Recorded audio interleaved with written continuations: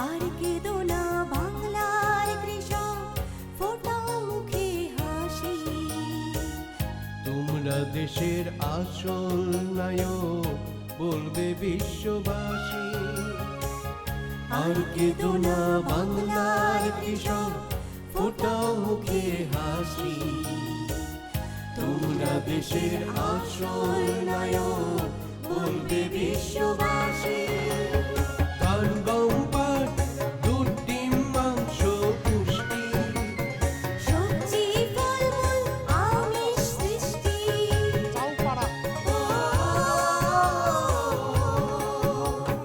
মাটির বুকে লাঙল চালায়, সবার পেটে অন্ন যোগায়। কৃষকের আসসালামু আলাইকুম বন্ধুরা, কেমন আছেন? আশা করি সবাই ভালো আছেন। আজকে আমি এসেছি আমাদের নারায়ণগঞ্জ জেলার ২৫০০ উপজেলার জাউগড়া গ্রামে। আমাদের এই যে সাইফুল আলম ভাই, উনি আমাদের ডাক্তার জহির স্যারের কাছ থেকে প্রশিক্ষণ নিয়েছিলেন অষ্টম ব্যাচে। সেই অষ্টম ব্যাচে প্রশিক্ষণ নিয়ে আজকে একটা সুন্দর খামার গড়ে তুলেছে। আমি স্যার আছেন, তারপর একটু বলি যে আমি এই খামারটাতে এসেছি। প্রথমে আপনাদেরকে একটু কিছু দেখাই। দেখুন উনি প্রশিক্ষণ নেওয়ার জন্য কি কি হয়েছে। এক নম্বর হচ্ছে যে প্রশিক্ষণ নিয়ে তার গরুগুলো সুন্দর, গরুগুলো আপনারা দেখবেন ভিডিওতে। স্যার আছেন, স্যার কথা বলবেন, ওনার সাথে আমরা আলোচনা করব। তার আগে আমি কিছু বলি, যেমন উনি প্রশিক্ষণ নিয়েছে বলে এইখানে যে খাবার পাত্র করে কিন্তু একটা হিউজ টাকা সবাই খরচ করেন। উনি কিন্তু এই জায়গাটায় কি করছেন যে ফাঁকা রেখেছেন এবং খুব কম খরচ হয়েছে। এইখানে খাবার পাত্র করতে অন্যান্য মানুষরা যে টাকা খরচ করে তার 20% খরচ কিন্তু এখানে হয় নাই। এই বিষয়গুলো আলোচনা করব। পাশাপাশি তার শেডটা দেখেন অনেক উঁচু, যেটা আমাদের নুরুল আমিন স্যার বলে গেছেন শেড হতে অনেক উঁচু, 16 ফিট। এখানে 16 ফিট আছে, ওই পাশে আছে 14 ফিট। দেখেন এত বড় খামার, যে খামারে প্রতিটা গরুর উপরে একটা করে ফ্যান দিতে হয়, এখানে কিন্তু সবগুলো গরুর উপরে ফ্যান দেওয়া না, অনেক দূরে দূরে ফ্যান আছে। এবং এখানে কিন্তু উপর দিয়ে একটা পানি, যদি কখনো যেহেতু এরা বড় গরু আছে, ষাঁড় গরু এবং ফিজিয়ান গরু, হাইল কাউ আছে, ওরা কিন্তু পানির একটা জায়গা রাখছে, গরমের সময় ওরা পানির একটা ফোয়ারা দেয়। সব কিছু মিলে একটা অত্যাধুনিক খামার। যদিও এটা আগে একটা ইন্ডাস্ট্রির মতো একটা বদ্ধ জায়গা হয়ে গেছে, সামনে তারা ওপেন জায়গা করছে যেখানে তারা গরুগুলো বালির ভিতরে হাঁটাচলা করবে। তা এই যে খামারটা আমার দেখে খুব ভালো লেগেছে। আমরা এখন আমাদের সাইফুল আলম ভাই, তার সাথে একটু কথা বলবো। সাইফুল আলম ভাই, আপনি এই পাশে চলে আসেন। হ্যাঁ, কততম ব্যাচে প্রশিক্ষণ নিয়েছিলেন, প্রশিক্ষণটা কেন নিয়েছিলেন, নেওয়ার পর আপনার কী লাভ হয়েছে সেটা একটু বলেন। প্রশিক্ষণ নিয়েছি অষ্টম ব্যাচে 2019-এর ফেব্রুয়ারির দিকে। স্যারের ইউটিউবের মধ্যে স্যারের এই ট্রেনিংয়ের ভিডিওগুলো দেখে খুব উদ্বুদ্ধ হতো নিজেকে, মানে খুব ভালো লাগতো যে ফার্মিং সেক্টরে যাবো, অন্য অন্য বিজনেসের পাশাপাশি। প্রথমে ছিল একটা শখের বসেই ফার্মিং সেক্টরটা, কিন্তু স্যারের ভিডিওগুলো যে স্যারের ইউটিউবে যেগুলো দিত ওগুলো দেখে দেখে খুব অনুপ্রাণিত হতাম যে স্যারের কাছে যাবো, ট্রেনিং নিয়ে তো ফার্ম স্টার্ট করবো। কারণ ট্রেনিং ছাড়া, অভিজ্ঞতা ছাড়া তো ফার্ম স্টার্ট করলে যা দেখলাম যে ফার্মের মানুষের কী পরিমাণ লসের সম্মুখীন হচ্ছে ইউটিউব দেখে দেখে ফার্ম করে করে। তো সেরকম যে আগে লস করার আগে স্যারের থেকে ট্রেনিং নিয়ে আগে কিছু শিখে তারপরে আমি ফার্ম স্টার্ট করি, তাহলে আমার অন্তত লসের পরিমাণটা আমার কমবে। সেই হিসেবেই স্যারের কাছে যাওয়া, স্যারের কাছ থেকে ট্রেনিং নিলাম। ট্রেনিংটার মূল উদ্দেশ্য হচ্ছে এটাই যে আমার যেন লসের পরিমাণটা প্রথম দিকে কম থাকে। এই যে ধরেন আপনি এই যে খাবার পাত্রটা করেছেন এত নিচু, তারপরে সবাই তো একটা জায়গায় খাবার পানি রাখে, একটা জায়গায় খাবার রাখে, আবার কেউ বড় একটা শাড়ি করে ভিতর অনেক খাবার দেয়। আপনি এইভাবে দিচ্ছেন, এখানে শুকনো খাবার, ওইখানে পানি, এইটা কেন? এটা স্যারই ট্রেনিং সবাই বলে দিয়েছে, কারণ গরুর ওরা আসলে শুকনো খাবারটা ওরা পছন্দ করে। ভিজা খাবারটা খেলে ওদের রুমেনের পিএইচ লেভেলটা ঠিক থাকে না, বা দানাদার যদি আমরা আলাদা দেই, প্রথমে দানাদার দিলে দানাদারের যে পার্সেন্ট হিসাব থাকে সেটা তার পিএইচ লেভেলটা অনেক হাই হয়ে যায়। আবার যখন আমরা ঘাস দিই তখন কমে যায়, পিএইচ লেভেল ব্যালেন্সটা ঠিক থাকে না, তার ডাইজেশন প্রবলেম হয়, গ্যাস ফর্ম করে। সেই দিক থেকে আমরা হিসাব করে যে স্যার যোগ বললো যে টিএমআর করে দিলে এটা লেভেলটা ঠিক থাকে, রুমের পিএইচটা ঠিক থাকে, ওর মানে গ্যাসের সমস্যাটা হবে না, বা ওর ডাইজেশনটা খুব ভালো থাকে। আপনার এখানে এই যে খাবারের যে গুঁড়াগুলো দেখতে পাচ্ছি, এটা কী কী দিয়েছেন একসাথে বলেন তো? এখানে যে স্যারের যে ফর্মুলা দিয়েছিল, দানাদারের রেশনটা আছে, সাথে কাঁচা ঘাস ছিল, খড় আছে, আর নালি যে গুড়গুলো ওটা একসাথে মিক্সড করে এখানে দিয়ে দেওয়া হয়েছে। আপনার এখানে কী কী জাতের গরু আপনি কিনেছেন? এখানে আমার ফ্রিজিয়ান আছে, তারপরে দেশি আছে, কিছু শাহিওয়াল আছে ফ্রিজিয়ানের মধ্যেই, এগুলো আছে আর কি। আমাদের 3টা জাতের উপরে আমি কাজ করছি আর কি। আর ব্রাহ্মা ক্রস আছে একটা। এই যে ব্রাহ্মা গরুটা আপনি এই যে ব্রাহ্মা গরুটা, এই গোটা আপনি কোন জায়গা থেকে সংগ্রহ করেছেন নাকি আপনার খামারে তৈরি হয়ে করেছেন? না, এটা আমি সংগ্রহ করেছি বগুড়া থেকে। বগুড়াতে সংগ্রহ করেছিলাম এটা আরও 4 মাস আগে। এটা 4 মাস আগে সংগ্রহ করেছিলাম বগুড়াতে। ওই গিয়েছি গাভী কেনার জন্য, তখন এই বাচ্চাটা দেখে পছন্দ হয়েছিল, সেখানে ওর সাথে নিয়ে এসেছি আর কি। এখন বাচ্চাটা আমার ফার্মে আছে, মাসাল্লাহ এটার রেজাল্ট খুবই ভালো, এটা গ্রোথ ভালো হচ্ছে খাবার অনুযায়ী। স্যারের ট্রেনিংয়ে গেলে মানে আসলে আপনারা কি কি শিখতে পারেন সেটা একটু বলেন তো। স্যারের ট্রেনিংয়ে গেলে আসলে শেখার বিষয়টা হচ্ছে কীভাবে বলবো, যে যা জিনিসগুলো আমি জানতাম না সে সম্পর্কে আমি একটা বেসিক ধারণা নিয়ে আসছি স্যারের ওখান থেকে। 3.5 দিনে যথেষ্ট পরিমাণ প্রত্যেকটা জিনিসের একটা হাইলাইট স্যার এখান থেকে আমি নিয়ে এসেছি, যে আমার কোন জিনিসটা করলে আমার কোনটা ভালো হবে, কোনটা আমার খারাপ থেকে আমি কীভাবে দূরে থাকতে পারবো, সেই জিনিসটা স্যারের কাছ থেকে শিখে এসেছি। আসার পরে এই ফার্মটা দেওয়া হয়েছে। যেমন আগে তো ফার্মে যখন ভিজিট করতাম, এই যে খাবারের পাত্রগুলো সব থাকতে প্রত্যেকটা আলাদা আলাদা অনেক উঁচু উঁচু, তো এই ক্ষেত্রে সমস্যা হলে ও যখন ওই উপর থেকে খাবার খায়, ওর এখানে যে সেলিপের গ্ল্যান্ডটা থাকে ওই ঠিকমতো ওই রসটা ওর মুখের মধ্যে আসে না। খাবারটা যখন সে হজম করতে যায় তার ওই পিচ্ছিল ভাবটা একটু কম থাকে, রুমে যায়। কিন্তু খাবারটা ফ্লোরের নিচে দিলে ওর মাথাটা পুরো টান থেকে ওর পিছন থেকে ওই সেলিপের গ্ল্যান্ড থেকে ওর সেলিপাগুলো ওই ভালোভাবে ওই খাবারের সাথে মিক্সড হতে পারে। যখন পিচ্ছিল হয় সেটা সে রুমে নিয়ে যেতে পারে। স্যার কিন্তু হাউজিং সিস্টেমটা স্যার এখান থেকে দিলাম, কীভাবে অল্প জায়গার খরচের মধ্যে শেড করা যায়, কতটুকু হাইট দেওয়া যায়, পরিবেশে এনভায়রনমেন্টটা কেমন থাকা উচিত, এই বেসিক ধারণাগুলো স্যারের থেকে আমি এগুলো শিখে নিয়েছি। যেমন অনেক কিছু থেকে আমি রক্ষা করছি। যেমন আমার ফার্মে রোগের যে পরিমাণ একেবারেই কম, আলহামদুলিল্লাহ এখন পর্যন্ত কোনো ভাইরাসজনিত কোনো সমস্যা আমার ফার্মে আসেনি এখন পর্যন্ত। ছোটো ছোটো এই ঠান্ডা জ্বর এইসব সর্দি এগুলো স্বাভাবিক জিনিস, তাও আমার ডাক্তারের কাছে তেমন এটা যাওয়া লাগে না, কারণ আমার সমস্যা হলে আমি স্যারের কাছে মাঝে মাঝে যোগাযোগ করি, তখন স্যার ওইটা সলিউশন দিয়ে দেওয়া। তবে স্যার ব্যস্ত থাকে, SMS করা লাগে আর কি। আপনার খামারে এখন কতগুলো গরু আছে? জি, এখন সর্বমোট 47টি গরু আছে।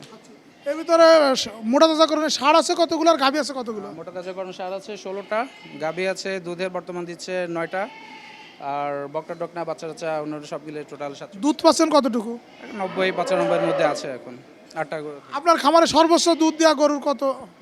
সর্বোচ্চ এখন দিচ্ছে 22 লিটার পর্যন্ত একটা গাভী, আর বেশিরভাগগুলোই 14, 15, 16 এমন। আচ্ছা, আপনি গরুগুলো সংগ্রহ করছেন কোন জায়গা থেকে? গরু আমার বেশি সংগ্রহ করা হয়েছে বগুড়া থেকে, আর পাবনা থেকে 2-3টা নিয়েছিলাম। মেন সবচেয়ে বগুড়া থেকেই। আবার কিছু কিছু গরুর কানে ট্যাগ দেখতে পাচ্ছি, কিছু দেখতে পাচ্ছি না, এটা কেন? যেগুলো নতুন ঢুকানো হয়েছে ওগুলো এখনও ট্যাগ দেওয়া হয় নাই, আর পুরান যেগুলো রেকর্ড রাখছি আমি ওগুলো সবগুলো ট্যাগ দেওয়া হচ্ছে, প্রত্যেকটার আইডেন্টিফিকেশন নাম্বারটা দেওয়া হচ্ছে, যাতে আমার প্রত্যেকটা ওর প্রতিদিন ওর কী পরিমাণ সময় যাচ্ছে বা ওর মেডিসিন কী লাগছে বা ওর প্রত্যেকটা রেকর্ড কিপিং করা হচ্ছে আর কি। রেকর্ড কিপিং করলে কি উপকার হবে? উপকারটা হচ্ছে, যেমন আমি যদি রেকর্ড কিপিং না করি, আমি ক্রিমির ডোজটা কবে দিলাম, যেমন সাধারণত 3 মাস 4 মাস আমরা 4 মাস পরে ক্রিমির ডোজটা করি, আমার ভ্যাকসিন দেওয়া লাগছে বিভিন্ন রোগের, এই ভ্যাকসিনগুলো আমি যদি রেকর্ড কিপিং না করি সেটা আমি বুঝতে পারছি না। যেমন একটা গাভী হিটে আসলো, ওর যদি আমি রেকর্ড কিপিং না করি ঠিক কবে সে হিটে আসলো, কবে সে পরবর্তী হিটে আসবে সেটা আমি মানে জানাটা খুব মুশকিল হয়ে যায়। কিন্তু যখন আমার কাছে ওর রেকর্ড থাকে তখন আমি সেই রেকর্ডে তাকালে চোখ নজর দিলে আমার পুরো ফার্ম সম্পর্কে আমার প্রত্যেকটা গরুর সম্পর্কে আইডিয়া চলে আসে, যে কোনটা গরুটার কী সমস্যা ছিল বা কোনটার কী সমস্যা, সব আমার চোখের সামনে চলে আসে একদম সংক্ষেপের মধ্যে। এর একটা সুবিধা হচ্ছে এটাই, কোনটা কোন সার গাভীকে আমি কোন সারের বীজ দেওয়া হচ্ছে, পরবর্তীতে ওটা বাচ্চাকে কী বীজ দিব যাতে ইনব্রিডিংটা না হয়, বা ওর প্রথমবার যে আমি সিমেন্ট দিয়ে যে ওর যে বাচ্চাটা বের করে পরবর্তীতে জাত উন্নয়নের জন্য রেকর্ড কিপিংটা খুব ভালো কাজ করে, মানে যাতে আমি পরবর্তীতে জাত উন্নয়নটা করে নিতে পারি, সেই জন্য রেকর্ড কিপিংটা অত্যন্ত জরুরি প্রত্যেকটা ফার্মের জন্য। স্যার, আপনি আমাদের এই সাইফুল আলমরে অষ্টম ব্যাচে প্রশিক্ষণ দিয়েছিলেন, আপনি তার প্রশিক্ষণ দিয়ে কী শিখিয়েছিলেন? আজকে আসছেন আমরা ফলো আপ করতে, এখানে আমরা কি দেখতে পাইলাম সেটা একটু বলেন। ধন্যবাদ ডক্টর মোরাল। এটা আমরা যে খামারটা এসেছি তার নাম হলো সাইফুল আলম। আপনি জেনেছেন যে 2 বছর আগে তিনি প্রশিক্ষণ গ্রহণ করেছেন, এবং তার খামারটা আমার আসলে দেখে খুবই ভালো লেগেছে। সে সুন্দর করে সাজিয়েছে, তার ঘরটাও খুবই খুবই সায়েন্টিফিক হয়েছে, খুবই হাইজেনিক ঘর, খুবই পরিচ্ছন্ন ঘর। এবং এই খামারে এখন বর্তমানে প্রায় 47টা গরু আছে। এই অল্প জায়গার মধ্যে 47টা গরু সে সুন্দর করে রাখছে, এখানে কোনো জায়গা ফাঁকা নাই। এবং এটা একটা মিশ্র খামার, অর্থাৎ এখানে ছাগল আছে, দুধের গাভী আছে, বকনা আছে এবং ষাঁড় গরু আছে। তো 47টা গরুর মধ্যে আমি দেখলাম যে 10টা দুধের গাভী আছে, এর মধ্যে 5-6টা দুধ দেয় গড়ে। তার যে দুধ আসে সেটা 90 থেকে 100 লিটার দুধ হয় আর কি অ্যাভারেজ। তো দুধের গাভীর মান ভালো, বাট তার এখানে যে প্রবলেমটা আমি দেখছি, মাঝে মধ্যে আমি যোগাযোগ করেছি যে আপনি কী অবস্থায় আছেন। সে খুব লাজুক প্রকৃতির মানুষ, যদিও কারণ সে ট্রেনিং করেছে 2 বছর আগে, খুব বেশি যোগাযোগ করে না। আমি যেটা করি, যারা আমার এখানে যারা প্রশিক্ষণ নেয় অনেক সময় দেখা যায় আমি তাদেরকে ফলো আপও করি বা তারাও কন্টিনিউয়াস যোগাযোগ রাখে। তো আমি তখন সাইফুলকে ফোন দিলাম যে আপনার খামারটা কী অবস্থা আছে, তো বললো যে স্যার আলহামদুলিল্লাহ ভালো আছি। গত বছর তার ফ্যাটেনিং গরুর থেকে কিছু টাকা লাভ হয়েছিল, বেশ কিছু টাকা আর কি, অ্যারাউন্ড 2 লাখ টাকার কাছাকাছি। আর বেশি 2 বছর আগে সে খামার শুরু করেছে। এখন তার যে অবস্থা, 10টা মিল্কিং কেটেলের মধ্যে 5টা কনসিভ হচ্ছে না। এটা তার একটা বড় সমস্যা, এটা সে আমাকে জানিয়েছিল। কোয়ালিটি ক্যাটেল পালতে হবে, যেটা মূল কথা। তার গরুর মান ভালো, বিভিন্ন জায়গা থেকে বকনা গরু কিনে সে গাবি করেছে, বাট এইখানে যেটা আমি দেখছি যে কনসেপশন না হলে গরু তার খামারে লস হয়ে যাবে। তো 5টা গরু তার এখনও কনসিভ হয় নাই। এই 5টা গরু কনসিভ হওয়ার জন্য যে ব্যবস্থা করতে হবে সেটা আমি তাকে দিয়ে দেবো, যাতে কনসিভ হয়। আর ওভারঅল যেটা খামারের যেটা ব্যবস্থাপনা, যে খাবারগুলি আমরা দেখছি খুব ভালো গ্রান পাওয়া যাচ্ছে। নিজে সাইলেজ তৈরি করে এবং সে 17 বিঘা জমিতে ঘাস চাষ করেছে এবং তার এখানে জার্মান ঘাস আছে এবং যারা ঘাসের কাটিং আমি দিয়েছিলাম সেটা সে করেছে। এবং তার যে সাইলেজের যে গ্রান আমি একটু দেখতে চাই আর কি, যেমন সে নিজে তৈরি করেছে, তাই না? এবং এই যে তার যে তৈরিকৃত সাইলেজ এবং এটা এত সুস্বাদু এবং এত সেন্টেড, এটা এনিমেলে দেখেন খাওয়ার জন্য কত মানে আগ্রহ প্রকাশ করতেছে গরুগুলা। দেখে বোঝা যাচ্ছে যে সাইলেজটা দেখেই তার মধ্যে খাওয়ার একটা টেন্ডেন্সি চলে আসছে আর কি। মূলত খামার করতে হলে যেটা দরকার সেটা হচ্ছে যে একটা হাউজিং খুব গুরুত্বপূর্ণ বিষয় খামারের, যেটা তার হয়েছে, হাউজিংটা ভালো হয়েছে। তারপর তার যে ফিডিং ব্যবস্থা, খাদ্য দেওয়ার যে খাবার পাত্র যেভাবে মানুষ তৈরি করে সব জায়গা নষ্ট করে সেটা সে করে নাই। সে পানির জন্য সেপারেট লাইন রেখেছে। তারপরে হচ্ছে ঘরের মধ্যে ভেন্টিলেশন গুড আছে। সে ঘরের রুপটপ যেটা ছাদ, সেটা সে একচালা করেছে কিন্তু অনেক সুন্দর এবং উচ্চতা দেখা যায় এখানে প্রায় 14 ফিট হবে, লাস্টে হয়তো 11 ফিট হবে। এবং আমি তাকে যেভাবে মাপ দিয়েছিলাম সে সেভাবেই করেছে। এবং তার ড্রেনেজ সিস্টেমও খুবই সুন্দর এবং বাইরের সে একটা উন্মুক্ত জায়গা রেখেছে গরু হাঁটাহাঁটি করার জন্য। এই মুহূর্তে তার যেটা হয়েছে, তার যে খাদ্যের রেসিপি যেটা আমি তাকে দিয়েছিলাম সে সেভাবে করাচ্ছে। খাদ্য এবং দুধের গরুর খাবার, মানে ফ্যাটেনিং গরুর খাবার, বাছুরের খাবার সে সেপারেট করে তৈরি করে। এবং তার দুধের যে মার্কেটিং সেটাও খুব একটা ভালো মনে হচ্ছে না। কত টাকা করে বিক্রি করেন দুধ? এখন 50 টাকা। 50 টাকা। তাকে দুধ প্রসেসিংয়ে যেতে হবে, মার্কেটিংয়ে যেতে হবে। এই 50 টাকা লিটার দুধ বিক্রি করে আসলে সে এখানে তার টিকে থাকা কঠিন হবে। যদিও তার ঘাসের জমি আছে, সেখানে তো খরচ কমে আসতেছে, বাট দুধকে তার ওই যে প্যাকেট করে মার্কেটিং করে আরও একটু ভ্যালু বাড়াতে হবে এবং সেদিকে তাকে কীভাবে নেওয়া যায়। আমি আসলাম দেখতে, তার সার্বিক বিষয়গুলো আমি দেখলাম, পরে হয়তো তাকে আমি অ্যাডভাইস করবো যে তাকে পরবর্তীতে এটাকে আরও লাভজনক করার জন্য কী দরকার এবং তার আরও কিছু ভালো কোয়ালিটির গরু আনতে হবে। এখানে গরু 15-20 লিটার দুধের গাভী, এইগুলির থেকে তারা আরও উন্নত জাতে যেতে হবে, যে কমপক্ষে 25-30 লিটার দুধ দেয়। এই ধরনের তার কিছু গরু পালতে হবে যাতে মিল্কে তার পোষায় ওঠে। যদিও তার ঘাসের জমি থাকার কারণে হয়তো উৎপাদন খরচ কম পড়ছে, বাট তার প্রফিট বাড়ানোর জন্য গুড কোয়ালিটির গাভী পালতে হবে। 10-12 লিটার দুধ দিয়ে ধরনের কোনো গরু এখানে পালা যাবে না। এবং যেটা আমি সবসময় বলি যে প্রতি বছর একটি গাভীর থেকে একটি করে বাচ্চা আসতে হবে। সেইটা আসার জন্য তার যা দরকার, যদিও তার 2 বছর হয়েছে, আমি দেখতে আসছি, আমি আশা করি সে অনেক বড় হবে। কারণ তার বাবা আমাকে বলেছে যে আমার সব ধরনের সহযোগিতা থাকবে তার পিছনে, তাকে যেন আমি আর একটু ভালো করে টেক কেয়ার করি। তাই আমি আশা করি যে সাইফুল যেভাবে আগাচ্ছে সে ভালো করবে আর কি, এটা আমি আশাবাদ ব্যক্ত করি এবং আমি তার খামারের সাফল্য সর্বাঙ্গীন উন্নতি কামনা করতেছি। ধন্যবাদ আপনাকে। ধন্যবাদ ডক্টর জহির ইসলাম স্যার। আমি একটু পাশে যারা আছে তাদের সাথে একটু এক কথা দিব তাহলে। আচ্ছা স্যার, আচ্ছা আপনি সাইফুল আলমের বাবা, আঙ্কেল। এই যে ধরেন আপনার ছেলে একটা ডেয়ারি খামার করেছে, আপনাদের তো বড় ইন্ডাস্ট্রি এখানে, এর পাশাপাশি ডেয়ারি খামার, এটাকে আপনি কিভাবে দেখছেন বলেন তো? এটা দেখেন, এটা আমার ছোটোকালের অভ্যাস। আমি আমার দেশের বাড়ির চাঁদপুরে আমি মুরগির মানে লেয়ার মুরগির আপনার দিয়েছিলাম, ফার্ম দিয়েছিলাম। তো ওইখানে আমার প্রায় 12,000 মুরগি ছিল।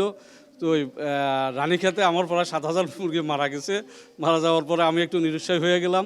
তো নিরুৎসাহী হয়ে যাওয়ার পরে আমার মনে ওই একটা আশা ছিল যে আমার ইনশাল্লাহ আমার ছেলে, ওই ছেলেদেরকে এই পথে আমি ইনশাল্লাহ নেব। তো এই ছেলে অনার্সের পরীক্ষা দেয় নাই, নিয়ে বললো যে আমাকে ঘর করে দেন। আমি বলি আলহামদুলিল্লাহ আমি ঘর করে দেবো। ঘর করে দিলাম, বলে এবার গরু দেন, দিলাম গরু। বলে এবার যে ঘাসের জমি করেন, কারণ আমি তো মার্কেট থেকে আপনার ঘাস কিনা বা ফিট খাওয়াই আমি গরু পালতে পারবো না, আমাদের কষ্ট অনেক বেশি আসবে। তো আমি বললাম ঠিক আছে, তুমি জমি নিতে থাকো। নিতে এখন ইনশাল্লাহ প্রায় 70 বিঘা জমির মতো আমরা ঘাস করছি। আরও সামনে আমাদের আরও পরিকল্পনা আছে, আমার খামার আরও ইনশাল্লাহ বড় করবো এবং ওই ছেলের যতটুকু সহযোগিতা করার, অর্থনৈতিক হোক, সামাজিক হোক বা ব্যক্তিগত যে কোনোভাবে ইনশাল্লাহ আমি আমার ছেলেকে ইনশাল্লাহ আমি সহযোগিতা করতেছি, উৎসাহ করতেছি, ছেলে আরও সামনের দিকে অগ্রসর হবে ইনশাল্লাহ। এটাই আমি ওনার ভবিষ্যৎ কামনা করি এবং মঙ্গল কামনা করি যে আল্লাহ যেন ওনাকে এই খামারের থেকে আল্লাহ ওনাকে সাকসেসফুল করে, এটার থেকে যেমন ইনশাল্লাহ যেমন এখানে আঙ্কেল আমি আটা করছেন যে আসলে কি ও লাভ করতেছে নাকি এমনি আপনি লাভ দেখতেছেন, আসলে কি লাভ হচ্ছে কিনা? না, এখন আমাদের যে পরিস্থিতি, আমরা গত কোরবানিতে কয়েকটা গরু বিক্রি করছি, তো আলহামদুলিল্লাহ আমাদের গরু মোটামুটি আমাদের একটা ব্যবসা হয়েছে। তো ওই ব্যবসা হওয়ার পরে ছেলেও আরও মানে খুব ইয়ে হলো যে না আমি ইনশাল্লাহ যখন লাভ হয়েছে আর আমার এগুলা প্রশিক্ষণ দেওয়া আছে, আর স্যারের সাথে তো ছেলের মোটামুটি একটা সম্পর্ক, ভালো সম্পর্ক আছে। আর দোতলায় আপনি বসে রইলে কয় কর্মচারী চালাইবে, তাহলে আপনি খামারে লাভবান হতে পারবেন না। আপনার কর্মচারীর সাথে আপনি নিজে খাটতে হবে, দেখাইতে হবে, মানে তাদেরকে বুঝাইতে হবে, না হয় আপনি ওই কর্মচারীর উপরে নির্ভর করে সব কিছু আপনার করা যাবে না। আপনার ছেলে সাইফুলকে এখানে খামারে সময় দেয় নাকি দোতলায় বসে থাকে? না না না, ইনশাল্লাহ আমার ছেলে যেমন আমার এখানে 50টা গরু আছে, 50টা গরু আমার যদি একজন ডাক্তারের সাথে আমার দৈনিক যোগাযোগ করতে হয়, তাহলে আমি তাকে কয়েক হাজার টাকা আমার মাসে দিতে হয়। আলহামদুলিল্লাহ আমি মাসে 10 টাকাও আমি দেই না, কারণ আমার ছেলে সব কিছু দেখাশোনা করে। যেখানে যে সমস্যা হয় সাথে সাথে আপনার ও মেডিসিন ইউজ করলে আর গরু ইনশাল্লাহ সুস্থ হয়ে যায়। ধন্যবাদ। আসলে এখন আমরা জুম্মার নামাজ পড়তে যাব, তাই আর সময় নেই। বন্ধুরা, আমি সাইফুল আলমের পিতা, আপনার নামটা? নূর আলম। নূর আলম। তা আমি নূর আলম আঙ্কেলের কথার সুর মিলে বলতে চাই যে আঙ্কেল কিন্তু একটা কথা বলছে যে খামার করে কর্মচারীর উপরে ফেলে রেখে দোতলা পড়ে থাকলে খামার ভালো চলবে না। আঙ্কেল আরেকটা কথা বলছে যে এই খামারে 2 বছরে তিনি 1টি টাকাও ডাক্তারের পিছনে খরচ করেন নাই। তিনি আরেকটা কথা বলছেন যে তিনি জীবনে সফল হতে পারেন নাই পোলট্রি খামার করে, কিন্তু তার ছেলে যেন সফল হয় এবং তিনি তার সফলতার কিন্তু তিনি দেখতেও পাচ্ছেন, যে চোখের সামনে সফলতা দেখতে পাচ্ছেন। এবং এই সব কিছুর মূলে কিন্তু একজন ভালো প্রশিক্ষণ নেওয়া। এবং আপনাদের সময় তো আপনারা প্রশিক্ষণ নিতে পারেন নাই, এখন যদি আপনারা পোলট্রিতে এরকম ভালো প্রশিক্ষণ নেন, কারণ আমাদের উপজেলায় যে ডাক্তাররা আসছেন এবং আমাদের সরকার কিন্তু বিভিন্নভাবে এদেরকে কিন্তু প্রশিক্ষিত করছে, বিদেশে পাঠিয়ে কিন্তু এদেরকে ট্রেনিং করায় নিয়ে আসতেছে। অতএব আমাদের দেশে যারা গভর্নমেন্ট অফিসার আছে এরা কিন্তু নিজেরা তো ভালো পড়াশোনা করে আসতেছে, বিসিএস দিয়ে আসতেছে, এরপর আবার বিদেশ থেকে ট্রেনিং নিয়ে আসতেছে। ইনশাল্লাহ যারা উপজেলায় যাবেন এবং এরকম ডাক্তার জহিরুল ইসলাম স্যার আছেন, যুব উন্নয়ন আছেন, এরপর উপজেলায় যে ট্রেনিংগুলো হয়, এইভাবে একটু বেসিক ট্রেনিং ছাড়া খামার করলে ভাই লস, আর ট্রেনিং নিয়ে খামার করলে আপনি সামনে খেলে আগাতে থাকবেন। জি জি জি, সিঁড়ি দিয়ে যার মানুষ এবার উঠতে থাকে, আপনি কিন্তু উঠতেই থাকবেন পিরামিডের মতো। বন্ধুরা, আমরা এখন জুমুর নামাজের জন্য যাব। আজকের পর্ব এখানেই শেষ। সবাইকে ধন্যবাদ। আসসালামু আলাইকুম। তোমরা দেশের আসল নায়ক, বলবে বিশ্ববাসী।